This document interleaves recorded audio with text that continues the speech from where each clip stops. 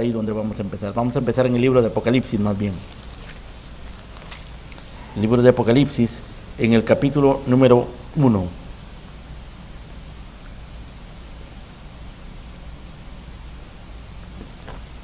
El tema que vamos a considerar esta mañana lo hemos titulado El cuidado de Cristo por su iglesia, y lo encontramos no solo en el capítulo 1, lo encontramos en el capítulo 2 y en el capítulo 3 del libro de Apocalipsis.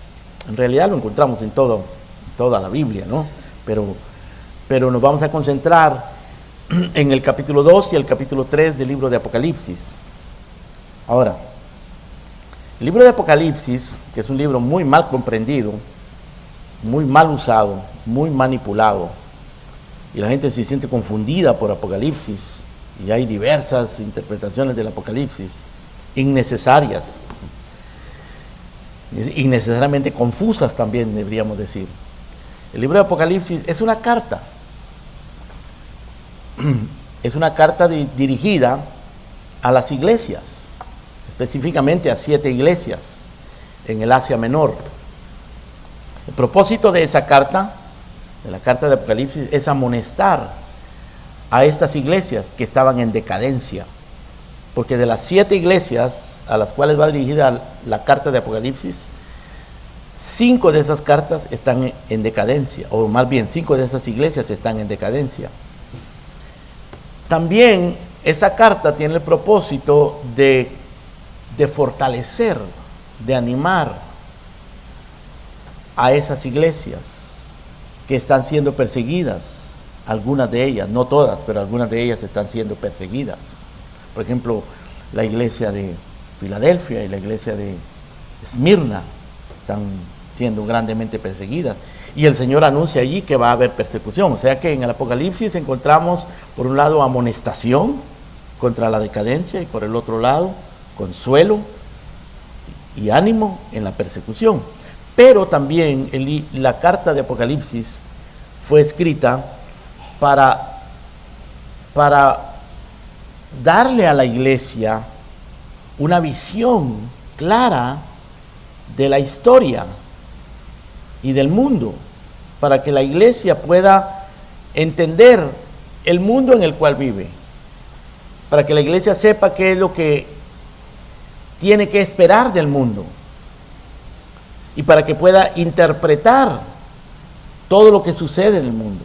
El libro de Apocalipsis, o la carta de Apocalipsis, nos ayuda a tener una visión clara de por qué las cosas son como son, de por qué la política es como es, y el gobierno es como es, y el mundo de las finanzas, y el mundo de la filosofía y del comercio. Ese es el propósito de Apocalipsis. Quizás muchos no lo ven, hermano, pero así es. Bueno, vamos a ver algo de eso, hermanos, ahora, pero particularmente nos vamos a centrar en el cuidado que Cristo tiene por su iglesia. Para eso vamos a leer el capítulo 1, verso 9 en adelante. Dice así: yo, Juan, vuestro hermano y copartícipe vuestro en la tribulación, en el reino y en la paciencia de Jesucristo, estaba en la isla llamada Patmos por causa de la palabra de Dios y el testimonio de Jesucristo. Yo estaba en el Espíritu en el día del Señor, y oí detrás de mí una gran voz como de trompeta que decía: yo soy el Alfa y la Omega, el primero y el último. Escribe en un libro lo que ves y envíalo a las 7 iglesias que están en Asia, a Éfeso, Esmirna, Pérgamo, Tiatira, Sardis, Filadelfia y Laodicea. Noten ustedes, en este versículo 11 es donde nos dice que esta es una carta que Cristo le dijo a Juan: escríbele esta carta a estas iglesias. O sea, Apocalipsis es una carta. Verso número 12 dice: y me volví para ver la voz que hablaba conmigo, y vuelto vi 7 candeleros de oro, y en medio de los 7 candeleros a uno semejante al Hijo del Hombre, vestido de una ropa que llegaba hasta los pies y ceñido por el pecho con un cinto de oro. Su cabeza y sus cabellos eran blancos como blanca lana, como nieve, sus ojos como llama de fuego, y sus pies semejantes al bronce bruñido, refulgente como en un horno, y su voz como estruendo de muchas aguas.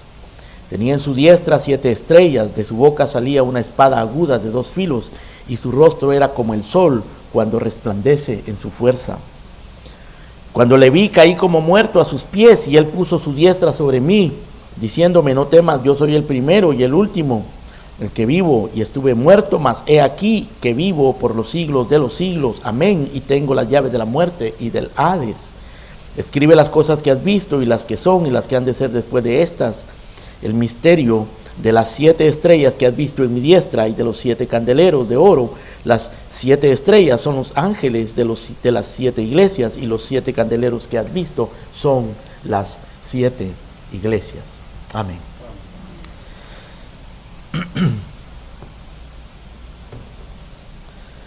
La carta de Apocalipsis, o el libro de Apocalipsis, fue dirigida a 7 iglesias. Estas 7 iglesias son representadas aquí como 7 candeleros, y el Señor Jesucristo camina en medio de los 7 candeleros, según la visión que Juan está describiendo acá. Juan le explica: los 7 candeleros son las 7 iglesias, y el Señor Jesucristo tiene en su mano 7 estrellas, y eso simboliza los ministros de la iglesia, o el ministerio de la iglesia. Eso es algo que puede ser una cosa, puede ser la otra, pero básicamente son los ministros de la iglesia, y luego le llaman los ángeles, o los ángeles de la iglesia. La palabra ángel significa mensajero, ¿no? O sea que aquí no está hablando de un ángel en el sentido de un ser angelical, de un ser terreno, sino que está hablando de mensajeros, está hablando de los ministros de la iglesia. O sea que lo primero que Juan puede contemplar en el Apocalipsis es una visión de la iglesia. Y podríamos decir, hermanos, que esto es como un retrato de la iglesia de aquella época, pero a la vez busca retratar las realidades de la iglesia a través de los siglos. Esto que nosotros vemos en estas 7 iglesias nos ayuda a entender la dinámica de la vida de las iglesias a través de los siglos, incluyendo la nuestra y todas las iglesias cristianas. Es una escena, es una visión de la vida de las iglesias locales.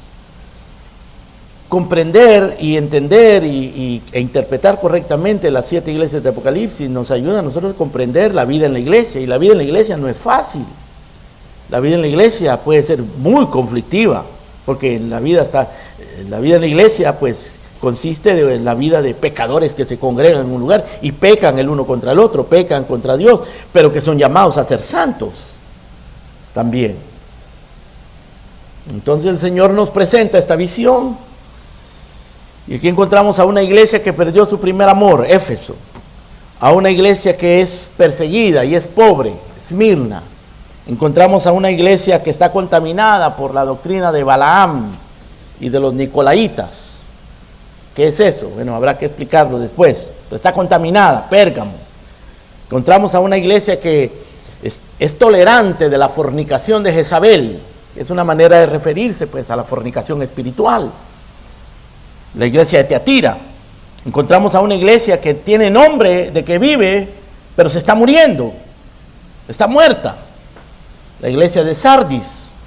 Encontramos a una iglesia que tiene poca fuerza, pero que ha guardado la palabra del Señor.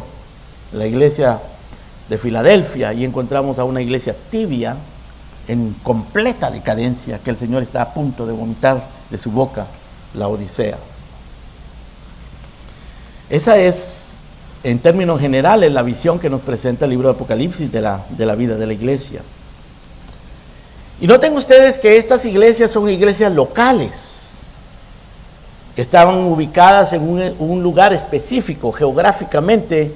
Hasta el día de hoy se puede saber dónde estaban más o menos, o por lo menos en qué ciudad se encontraban esas iglesias. Y esas iglesias locales formaban parte, como lo forman el día de hoy todas las iglesias locales, incluyendo la nuestra, formaban parte del propósito redentor de Dios. Y por eso el Señor le escribe a estas iglesias. Porque a pesar de su condición, de sus conflictos, de sus problemas, el Señor ama a estas iglesias. El Señor está en medio de estas iglesias. El Señor gobierna estas iglesias. Y el Señor le promete victoria a estas iglesias en medio de todos sus conflictos.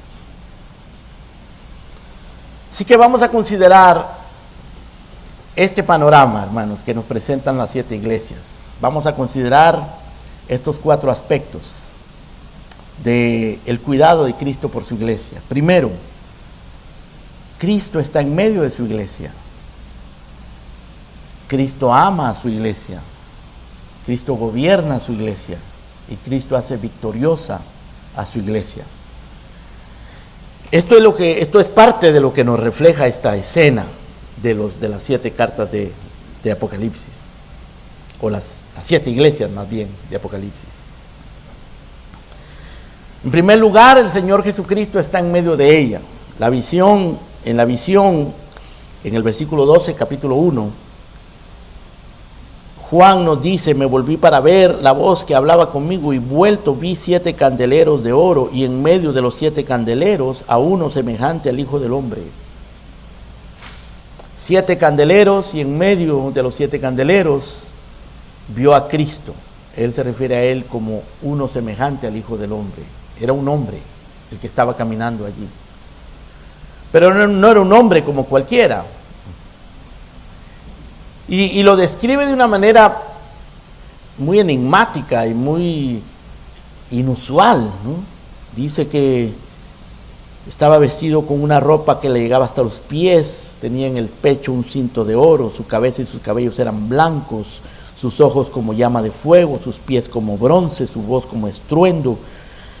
Tenía en su diestra 7 estrellas, y de su boca salía una espada aguda de 2 filos, su rostro resplandecía como el sol. Claro, esa es una manera en que Juan tiene de describir algo indescriptible, hermanos. Lo que él vio no se puede describir. Y él usa estas metáforas, estos simbolismos para decirnos: es algo glorioso, es algo indescriptible, como lo que Pablo dice que vio cuando subió al tercer cielo. Vio cosas que no se pueden describir con palabras.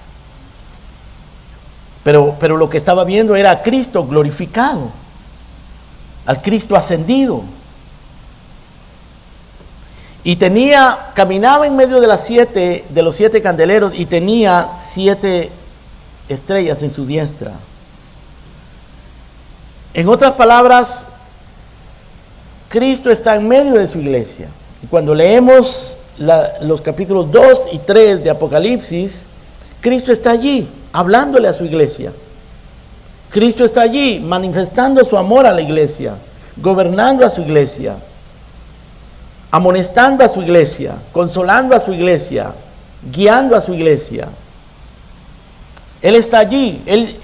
Dios siempre ha querido habitar con su pueblo. Dios creó a Adán y a Eva, y Él vivía con ellos en el huerto, o más bien los visitaba en el huerto.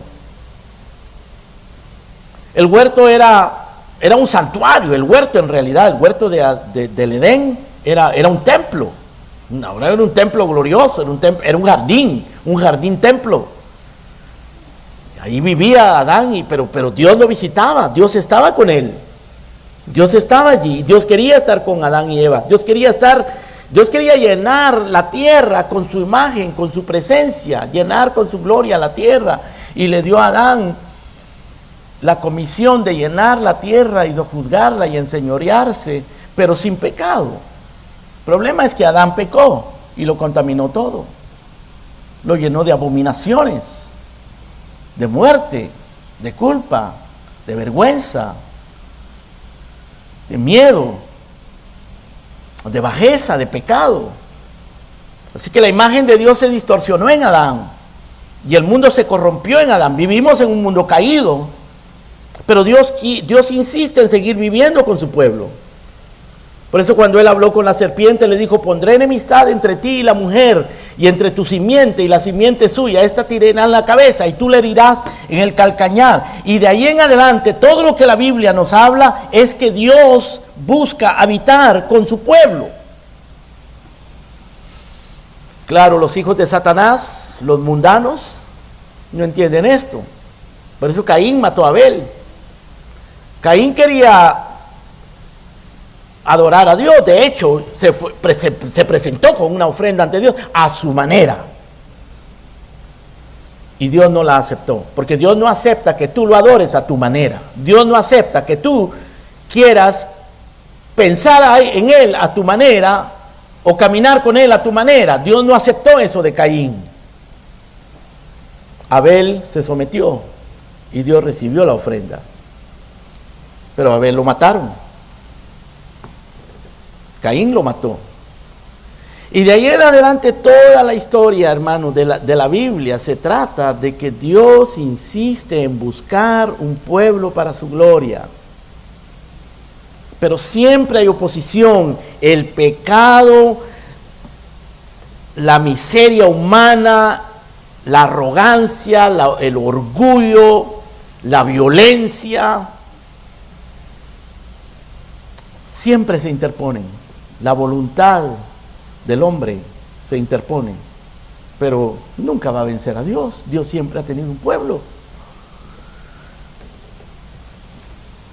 porque Él ha prometido. Por eso cuando nuestro Señor Jesucristo vino, el ángel le dijo a José: y llamarás su nombre Emmanuel, que traducido es Dios con nosotros. Cristo es Dios con nosotros. Y todo el Antiguo Testamento, hermanos, se trata de anunciar que Dios viene a buscar a su pueblo. En el libro de Levítico, capítulo 16, verso 16, hay un versículo extraordinario en el cual Dios le explica al pueblo de Israel por qué es que Él les manda a hacer un santuario, un tabernáculo. En el desierto, mientras ellos iban en el desierto, Dios les manda a hacer un tabernáculo. Y Dios les dice que va a vivir entre ellos en ese tabernáculo. Ahora ese tabernáculo estaba dividido en tres partes. Estaba la parte de afuera, que era el patio externo. Estaba la parte interior, que se llamaba el lugar santo. Y estaba la parte más del interior, que se llamaba el lugar santísimo, a donde nadie tenía acceso, pero allí estaba Dios. Dios habitaba allí, en medio de su pueblo.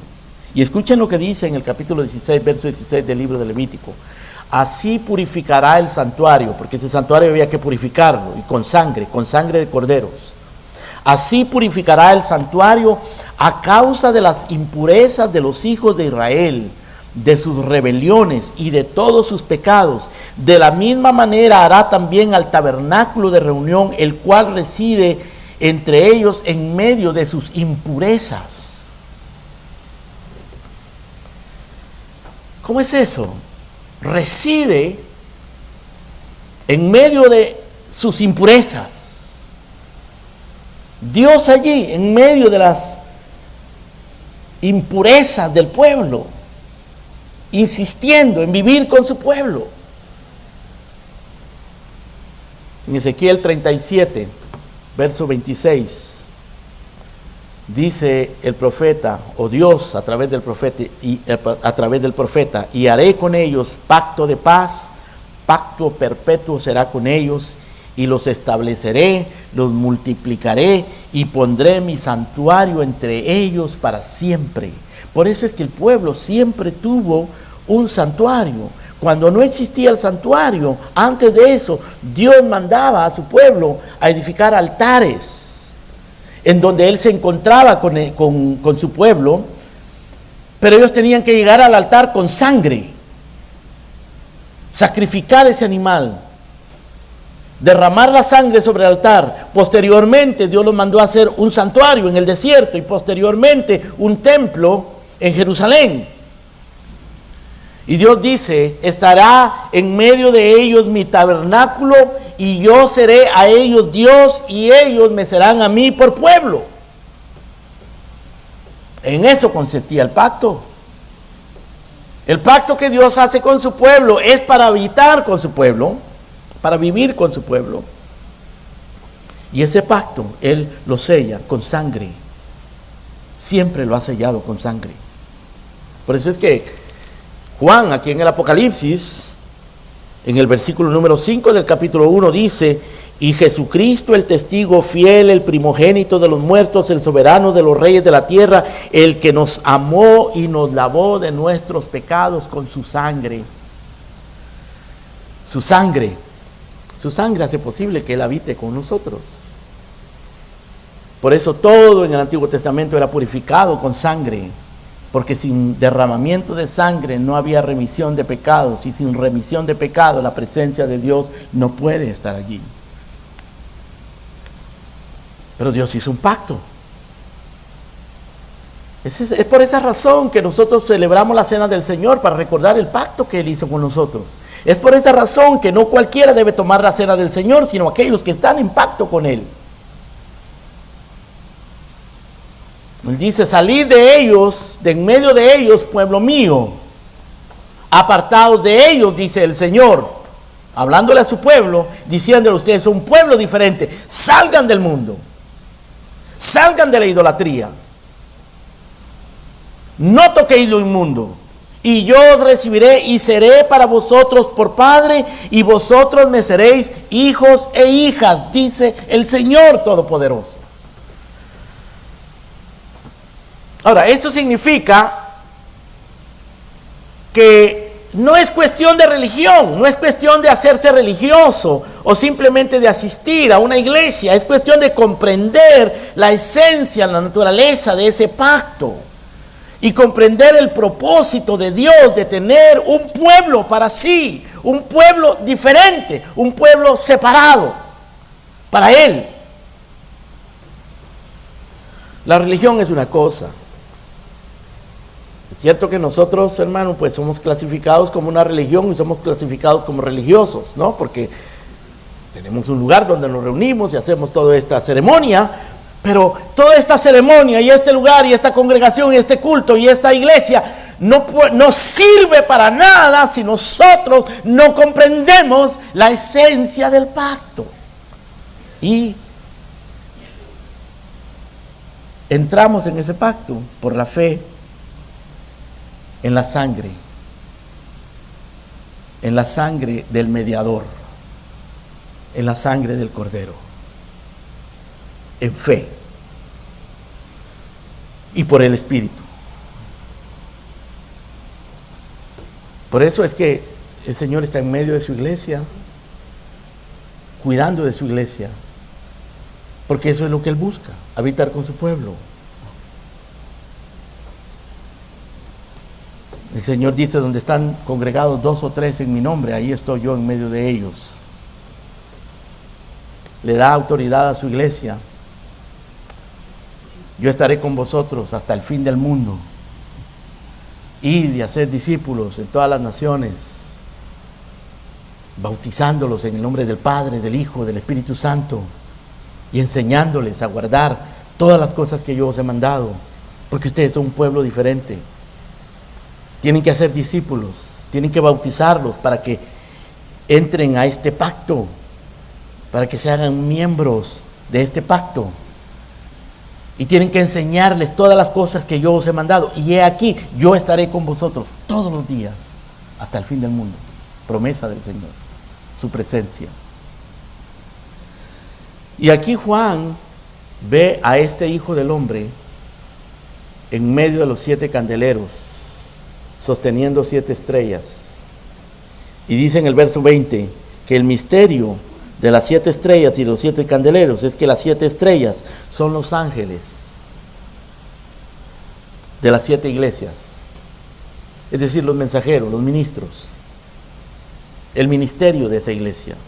Y los 7 candeleros son las 7 iglesias.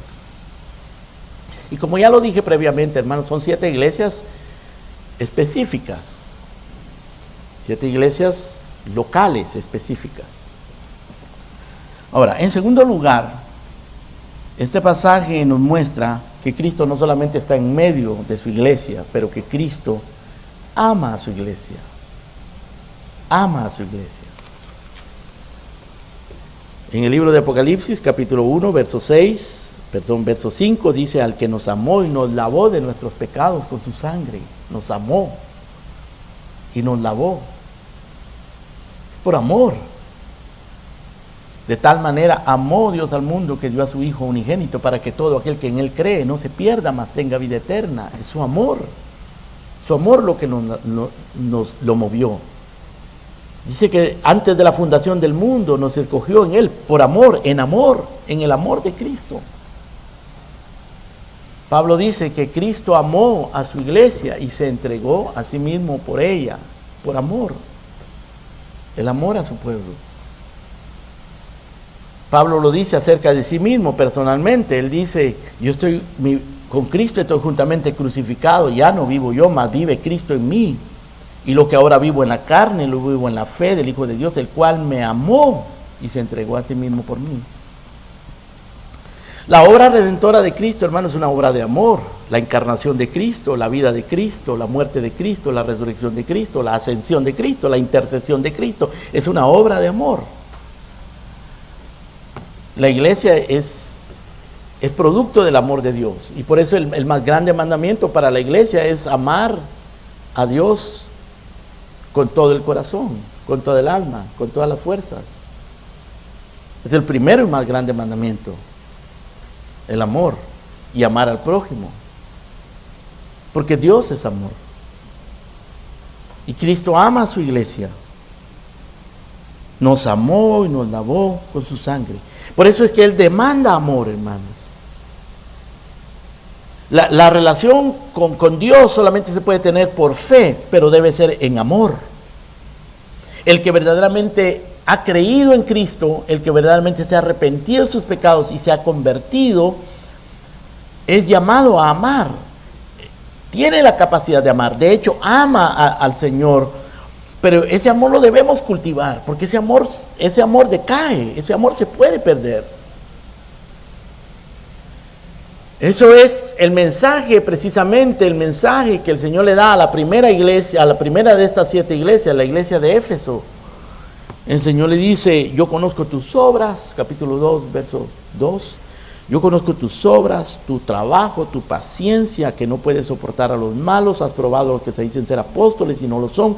Los has hallado mentirosos. Has sufrido, has tenido paciencia, has trabajado arduamente por amor de mi nombre y no has desmayado. Pero tengo contra ti que has dejado tu primer amor. Ahora, aquí pareciera que hubiera una contradicción, hermanos, porque en el versículo 2 dice, en el versículo 3 dice, has trabajado arduamente por amor de mi nombre. E inmediatamente dice, pero tengo contra ti que has dejado tu primer amor. Ahora, lo que esto significa, hermano, que esta iglesia se amaba a Cristo. Pero no era su primer amor. Cristo había llegado a ser como un amor secundario, ¿no? Como vivir la vida cristiana conscientes de que es importante. Pero hay otras cosas más importantes. La iglesia es importante. Pero ¿por qué no le das entonces prioridad a la vida de la iglesia y a la vida espiritual? ¿Por qué le das prioridad al trabajo y a tus intereses? ¿Por qué es que tenemos esa tendencia? Y eso es a lo que se refiere el Señor aquí cuando le dice, has dejado tu primer amor. El primer amor nuestro debe ser Dios. Dios mismo es el primero y más grande mandamiento. Es decir, es cuestión de prioridad. Es cuestión de cómo planificamos nuestra vida, de cómo vivimos nuestra vida. Porque, hermano querido y hermana, se te van a meter un montón de cosas y compromisos en tu vida. Eso va a suceder. El domingo, muchos compromisos. Entre semana, muchos compromisos. En todo lo que nosotros hagamos siempre va a haber tropiezos, compromisos, dificultades, problemas, pero es asunto de prioridad, es asunto de planificación, es asunto de amor. Por eso el Señor le dice a la iglesia, has dejado tu primer amor. Capítulo 2, tengo contra ti esto, has dejado tu primer amor. Recuerda que has caído. has caído, arrepiéntete y haz las primeras obras, porque si no vendré pronto a ti, quitaré tu candelero de su lugar si no te hubieres arrepentido. Es decir, tenemos que arrepentirnos de pensar que la iglesia es importante, pero no tan importante. Hay otras cosas más importantes. Y que lo manifestamos con nuestros hechos. Lo manifestamos con nuestra manera de vivir, con nuestra asistencia o no asistencia a la iglesia, con nuestra inestabilidad espiritual, con nuestra falta de frutos espirituales. Claro, con la boca decimos una cosa, pero lo hacemos otra cosa con nuestra vida. Y el Señor dice, yo tengo algo en contra de esa gente. Una iglesia así. ¿Por qué? Porque Él nos amó. Y Él demanda amor. Es una relación de amor. Es una relación de fe, pero es una relación de amor también. Quitaré tu candelero de su lugar si no te hubieses arrepentido. En el capítulo 3, verso 9, el Señor habla a la iglesia de Filadelfia, que es una iglesia fiel. Esta era una iglesia fiel, pero el Señor dice que era una iglesia débil.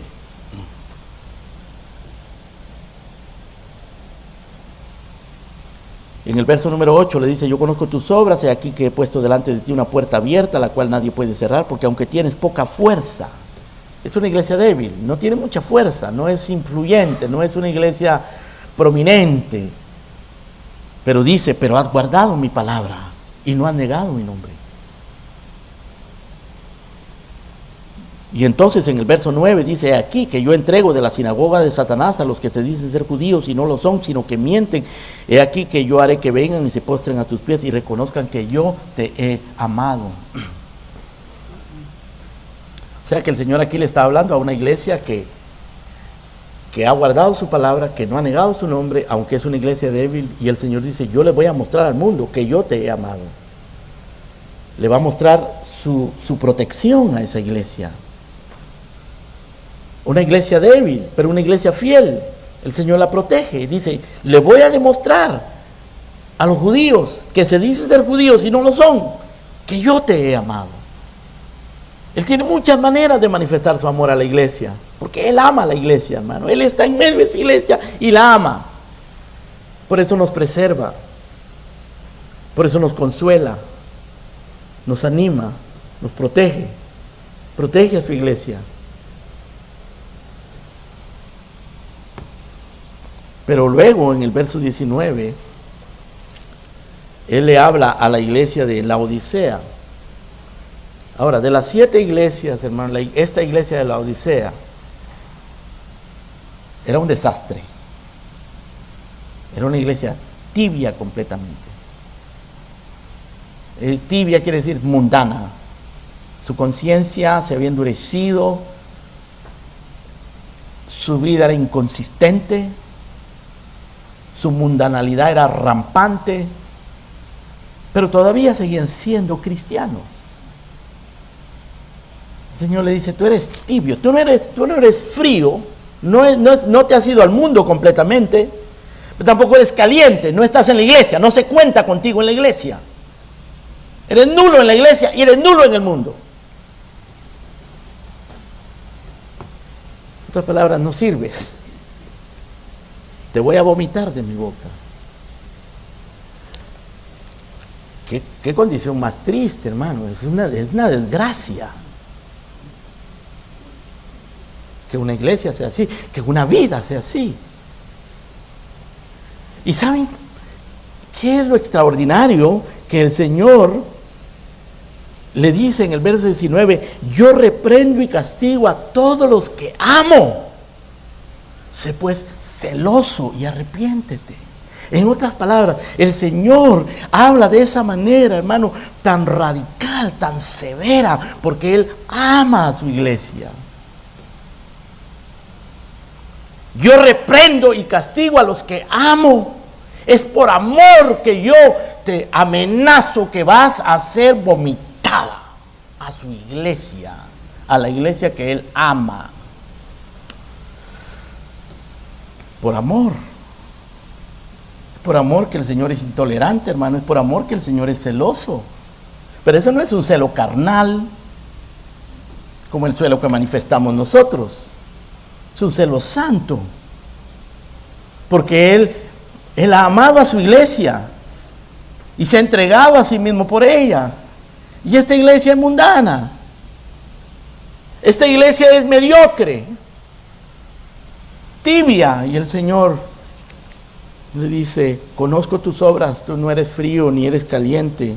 Ojalá fueses frío o caliente. ¿Qué quiere decir eso, hermano? Sería preferible quizás que estuvieras en el mundo si no te defines en la iglesia. Pero por cuanto eres tibio, no frío ni caliente, yo me encargaré de que no estés en la iglesia. Yo te vomitaré de mi boca. A la iglesia de Éfeso le dice: quitaré tu candelero de su lugar. A esta iglesia le dice: yo te vomitaré de mi boca. Pero lo hace por amor. Así como le dice a la iglesia de Filadelfia que le va a demostrar al mundo que Él ha amado a la iglesia, así le dice a la iglesia de la Odisea que Él la reprende porque la ama. Es decir, por amor el Señor nos disciplina, hermanos. Por amor el Señor también nos consuela. Él nos escogió desde antes de la fundación del mundo. En el amado, dice, en el amado, todo es en el amor. Dice Pablo en Efesios capítulo 2, verso 4, Dios que es rico en misericordia, por su gran amor con que nos amó, aun estando nosotros muertos en pecado, nos dio vida juntamente con Cristo. Por gracia sois salvos. Él amó a la iglesia y se entregó a sí mismo por ellas. Y Dios mostró su amor en que Él envió a su Hijo unigénito al mundo para que vivamos por Él. En esto consiste el amor, no en que nosotros hayamos amado a Dios, sino que Él nos amó a nosotros y envió a su Hijo en propiciación por nuestros pecados. El amor se manifestó en que Él tomó la iniciativa de amarnos. Por eso es que los verdaderos creyentes aman a Dios, pero tenemos que cultivar ese amor. Tenemos que pedirle al Señor que ese amor incremente. Tenemos que usar los medios de gracia para que ese amor no decaiga, para no perder ese primer amor. Tenemos que responder en amor. Y el Señor reclama el amor. Dice: el que no amare al Señor Jesucristo sea anatema. Eso lo dice la Escritura.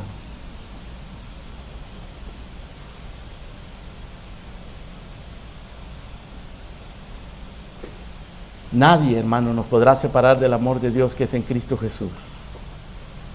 Pero ese amor también es un amor, puede ser un amor severo. Cristo ama a su iglesia. Por eso Él la reprende y la castiga. Por eso Él la consuela. Por eso Él la preserva. Estas 7 iglesias, hermano, aunque no se menciona la palabra amor en todas ellas, pero en todas ellas hay evidencias del amor de Cristo para con su iglesia. Ahora, en tercer lugar, Cristo no solo está en medio de su iglesia, Cristo también gobierna la iglesia. Él gobierna la iglesia. La iglesia, las iglesias locales tienen que tener orden, estructura y legitimización. Es decir, si están ordenadas bíblicamente y tienen una estructura bíblica, pues reciben la aprobación del Señor. Las 21 cartas del Nuevo Testamento, todas ellas tienen que ver, directa o indirectamente, la mayoría de ellas directamente tienen que ver con iglesias locales. Van dirigidas a iglesias locales, a la iglesia de Éfeso, a la iglesia de Romanos, a la iglesia de Filadelfia, a las iglesias de Galacia, Corintios, o a pastores, Timoteo, Tito, Van dirigidas a iglesias. ¿Para qué? Para darle instrucciones a la iglesia de cómo la iglesia debe vivir. Pablo le dice a Timoteo, Timoteo, esta carta te escribo para que sepas cómo debes conducirte en la casa de Dios. Pero si tardo, que quede escrito, que sepas. Ahí está escrito. La iglesia tiene que tener orden, tiene que tener estructura para que reciba la aprobación del Señor. Si sucede, hermano, en el mundo que Dios creó, todo tiene orden, todo tiene estructura. Las ciudades tienen, la ciudad del Doral tiene orden, estructura, tiene su propio gobierno, su propia policía, su propio alcalde, etcétera, sus propias leyes. Y está bajo la autoridad del gobierno del condado, y el condado está bajo la autoridad del gobierno del estado, del gobernador de la Florida, y el gobernador de la Florida está bajo el gobierno federal. Hay una estructura, hay un gobierno. La iglesia local también tiene una estructura, tiene un gobierno. Por eso dice que el Señor tiene en su diestra 7 estrellas, que son los ángeles, o sea, los ministros, los mensajeros. Porque son iglesias que el Señor ha aprobado. Dice también que en el capítulo 1, verso 16, en la visión que tuvo Juan, dice que Cristo tenía una espada de 2 filos que salía de su boca. Es una manera simbólica de decir que Él es el que emite la palabra que gobierna a la iglesia. La espada de 2 filos representa la palabra de Dios. Él gobierna a su iglesia por la palabra de Dios. La gobierna indirectamente por los pastores. Pero los pastores no son los capataces, los jefes de una iglesia, ni los dueños, lejos sea de eso. Son simplemente administradores que tienen que darle cuentas al Señor a través de lo que Él dice en su palabra. Pero es un orden, una estructura. Así que Dios gobierna sus iglesias a través de su palabra, por su espíritu, usando ministros, pastores, diáconos y miembros sometidos a la palabra de Dios.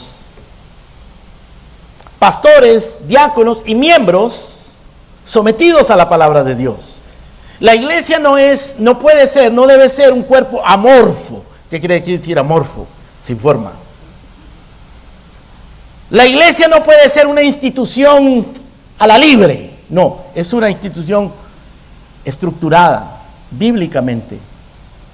Es una responsabilidad, hermanos.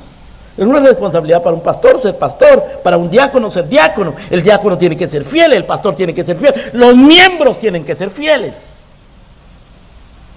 Porque esto no es un partido de fútbol, ¿no? En el partido de fútbol la gente llega, paga su ticket, se siente, comienza a gritar y comienza a deleitarse mientras los demás sudan.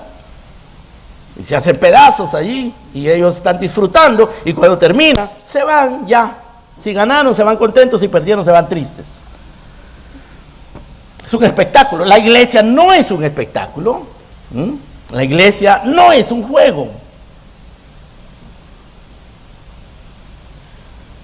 Por eso el Señor dice que Él tiene una espada de 2 filos en su boca, ojos como llama de fuego, porque Él gobierna y conoce su iglesia, y tiene a sus ministros en las manos, los sostiene, porque sostener una iglesia, hermano, conforme a la voluntad de Dios, es una gran responsabilidad. Sin el apoyo del Señor no se puede, es imposible, no se puede.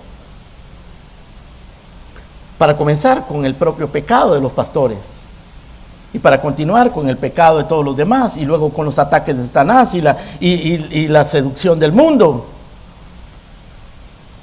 y todas las complejidades y las responsabilidades de una iglesia. Así que el Señor tiene que sostener a su iglesia. Él está ahí en medio de su iglesia, hermano, porque ha hecho un pacto con ella. Está en medio de su iglesia porque la ama y la está gobernando también. Y hay una recompensa para los que son fieles. Por ejemplo, a los ministros el Señor les dice, de acerca de los ministros, el Señor dice en Daniel capítulo 12, verso 3, que los entendidos resplandecerán como el resplandor del firmamento. Y aquí está hablando no solo de los ministros, está hablando de todos los creyentes. Los entendidos resplandecerán como el resplandor del firmamento, y los que enseñan la justicia a la multitud como estrellas a perpetua eternidad. O sea, hay recompensa para la fidelidad. Cuando dice que los ministros son estrellas, hermano, no se trata de estrellas de Hollywood o estrellas que brillan para su propia gloria, no son para llamar la atención hacia sí mismo, sino para servir con la luz de Dios. Y cuando dice que son ángeles, se refiere a que son mensajeros.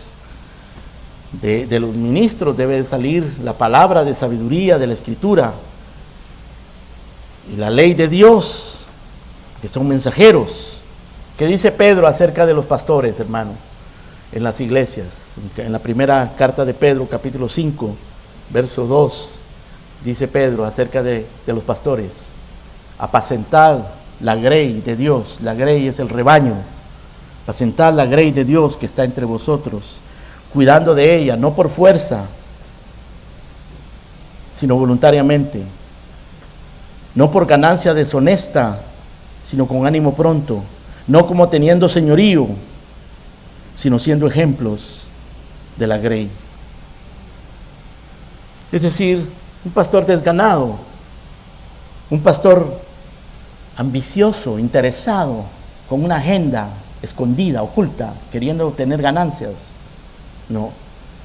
Un pastor tirano que quiere enseñorearse de la vida de las personas o se cree jefe. No.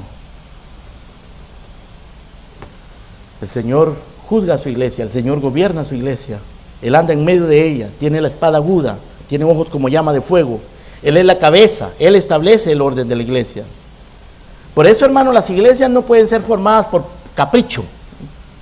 No es el capricho de un grupo de gente que dice, vamos a formar una iglesia. No es por capricho. No debe ser producto de una rebelión o conveniencia o el deseo personal o la casualidad. Tiene que estar estructurada. Puede ser que la providencia del Señor se cree en circunstancias, ciertas circunstancias, hermano, que hagan que una iglesia surja de una manera inusual, pero tiene que seguir un orden bíblico. Por eso cada iglesia local debe salir de otra iglesia local en una relación legítima, ordenada, piadosa, sometida a la Biblia. No se trata de que alguien sabe predicar o aprendió a predicar y junta gente, alquila un local, se declara pastor y ya se forma una iglesia. No es así. Y los miembros, hermanos, de la iglesia no son simplemente gente que llega a la iglesia, que simpatiza con la iglesia, que se aparecen si no tienen otra cosa que hacer, que no tienen compromiso, sin entendimiento, sin responsabilidad, sin sometimiento. Los miembros. Ahora, por supuesto, antes de que una persona se haga miembro, probablemente pase un tiempo y vaya a la iglesia y escuche. Llegará un momento en que dirá, esto es para mí o esto no es para mí, y se va. O el Señor obra en su corazón y dice, yo quiero honrar al Señor. Y creo que esta iglesia es una iglesia bíblica, una iglesia que busca honrar al Señor. No es una iglesia perfecta, nunca vas a encontrar una iglesia perfecta, pero es una iglesia donde yo puedo estar con buena conciencia, adorar al Señor con mis hermanos y servir aquí al Señor y adorarlo. Un miembro es una persona comprometida, que asiste fielmente, que diezma, trae sus diezmos, sus ofrendas a la iglesia para sostener la obra. La obra no se sostiene del aire, se sostiene con los diezmos y las ofrendas de los miembros de la iglesia. Se someten unos a otros, se someten a sus pastores, sirven, dan cuentas de su vida, buscan ayuda, consejo en decisiones importantes, dan buen testimonio. Son buenos trabajadores afuera, la gente piensa bien de ellos afuera. Si alguien es miembro de la iglesia y tus compañeros de trabajo piensan mal de ti, dicen, ese es un haragán, ese es un mentiroso, ese es un irresponsable, no debes ser miembro de una iglesia. Pero el que se hace miembro de una iglesia lo debe hacer de una manera inteligente, consciente, voluntaria, bíblica. Y por supuesto los ministros tienen que cumplir los requerimientos. No es simplemente de saber predicar. Ser pastor no es simplemente predicar. Mucho más que eso, hermanos. Así gobierna Cristo su iglesia. Y uno lo ve aquí. Él está gobernando sus iglesias acá. Ahora, en cuarto lugar, cada una de estas iglesias habla de victoria, habla de una batalla, de una lucha. Cada una de estas iglesias es débil, es imperfecta, es vulnerable, ninguna es perfecta. Una de ellas es muy pobre y muy perseguida, aunque fiel. Otra de ellas tiene poca fuerza, aunque fiel. Las demás están contaminadas, están en decadencia, han perdido el primer amor, tienen nombre de que viven, están muertas, están tibias. Pero el Señor está trabajando en ellas todavía. Hay diversidad de circunstancias en la vida de las iglesias, hermano. Por eso les decía al principio que esto nos ayuda a entender la vida y la dinámica y con realismo de las iglesias. Él habla en cada una de estas iglesias de una batalla y de una victoria. A la iglesia de Éfeso le dice: al que venciere le daré a comer del árbol de la vida. Capítulo 2, verso 7. A la iglesia de Esmirna le dice: al que venciere le daré, perdón, al que venciere no sufrirá daño de la segunda muerte. Interesante, hermano, porque a la iglesia de Esmirna le dice que van a matar a muchos de ellos, pero les promete no van a sufrir daño de la segunda muerte. Los van a matar, pero no van a sufrir daño de la segunda muerte. A la iglesia de Pérgamo le dice: al que venciere le daré de comer del maná escondido y una piedrecita blanca y una piedrecita con un nombre nuevo. A la iglesia de Tiatira le dice: al que venciere yo le daré autoridad sobre las naciones. A la iglesia de Sardis le dice: al que venciere será vestido de vestiduras blancas y no borraré su nombre del libro de la vida. Y así a cada una de las iglesias el Señor le promete victoria. Pero esa victoria, hermanos, está fundamentada en la victoria de Cristo. Porque inmediatamente en el capítulo 4, en el capítulo 5 de Apocalipsis, la próxima visión que tiene Juan, después de ver la visión de las 7 iglesias, la próxima visión que él tiene es allá arriba, en el cielo. Dice que lo llevan al cielo, porque él está viendo esta visión aquí en la tierra, pero luego lo llevan al cielo, y en el cielo él ve un trono majestuoso, y el que está sentado en el trono tiene un libro que nadie puede leer, nadie puede tocar, nadie puede abrir, y está escrito por dentro y por fuera. Y el único que puede abrir ese rollo, ese libro, es el Cordero, el león de la tribu de Judá, que venció para abrir el libro. El vencedor. Él es el que venció. Dice el apóstol Juan en la primera carta de Juan, capítulo 5, verso 4-5: todo lo que es nacido de Dios vence al mundo. Y esta es la victoria que vence al mundo: nuestra fe. Es por fe, es una batalla de fe. Es una batalla contra la mentira,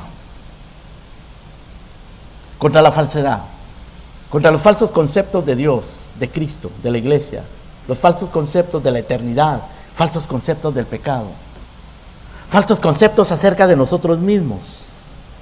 Es una batalla contra la mentira. La batalla cristiana es una batalla contra la mentira. Por eso necesitamos la verdad de la palabra de Dios. No se puede pelear esta batalla, hermano, con actividades y con alegría y con comidas y con entretenimiento en la iglesia. No, la iglesia no es para eso. La iglesia es un ejército, está peleando una batalla. Es un ejército de labradores, es un ejército de soldados, es un ejército de atletas. La Biblia dibuja así a la iglesia como un equipo de atlético, como un ejército de soldados, como un grupo de labradores que están trabajando. Eso es lo que es la iglesia. Es una batalla contra la mentira, una batalla contra el pecado, comenzando por mi propio pecado. El peor pecado que hay, hermano, no es el aborto, no es el homosexualismo. El peor pecado es el pecado que tú llevas en tu corazón, mi pecado. Eso es lo peor. Eso es lo que le hizo a Pablo decir, miserable hombre de mí. Pablo no se estaba quejando, hermano, de los pecados de Roma y los pecados del mundo. Claro, los denunció, pero lo que a él lo angustiaba era su propio pecado. Nuestro propio pecado. La batalla es contra la mentira, la batalla es contra nuestro pecado, nuestra bajeza, nuestra indignidad, nuestra impotencia. La batalla es contra el mundo. Y el libro de Apocalipsis dibuja esa batalla de una manera, hermano, sumamente gráfica. Dice que es una bestia. Y detrás de la bestia está el poder del dragón. Y ese dragón, que lo pinta como un dragón escarlata con 10 cabezas. Ese dragón, dice Juan, o le explican a Juan, es la serpiente antigua, que es el diablo y Satanás, el mismo que hizo caer a Adán y a Eva en el huerto del Edén. Esa es la guerra. Esa es la batalla. Así lo dibuja Apocalipsis, como una bestia que obtiene su poder del dragón. Y esa bestia está acompañada de un falso profeta. El falso profeta, pues, es el que anda esparciendo filosofías y doctrinas falsas y pensamientos e ideologías falsas por todas partes. Es el que le anda diciendo a la gente, haz las cosas a tu manera. Es el que levanta predicadores que no predican la Biblia. Es el que promueve iglesias que no son fieles a la doctrina sana. Y esa es la guerra.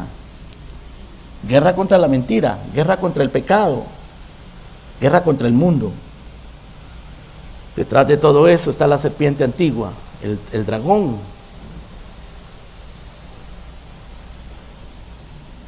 La bestia, el falso profeta. Y la bestia tiene una amante que se llama Babilonia. Y la describen como la madre de las rameras y de las abominaciones de la tierra. Ahora, cuando describe, capítulo 17 de Apocalipsis, describe a Babilonia, hermano, la describe como una mujer fastuosa, elegante, rica, llena de alhajas, de joyas, de vestiduras impresionantes. Y luego la describe como una gran ciudad en donde hay todo tipo de mercadería. Se hace mercadería con absolutamente todo, especialmente con las almas de los hombres. Y dice que es una mujer borracha, es una mujer madre de rameras, madre de abominaciones, que está borracha y está borracha con la sangre de los santos porque persigue a la iglesia. Esa es la manera en que Apocalipsis describe el mundo. Y esta es la batalla que ha de pelear estas iglesias, que tenían que pelear estas iglesias. Por eso, hermano, esta carta es para alentar a los perseguidos, pero es también para amonestar a los decadentes. Si eres fiel, vas a ser perseguido. Si no eres fiel, vas a caer en decadencia. Decadencia. Y tu decadencia te va a llevar al pecado. Y el pecado te va a cobrar caro, más caro de lo que tú querías pagar. Te va a llevar lejos, más lejos de lo que tú querías llegar. Te va a detener más tiempo del que tú pensabas estar.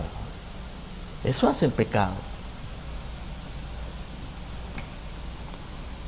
Y el Señor dice, al que venciere,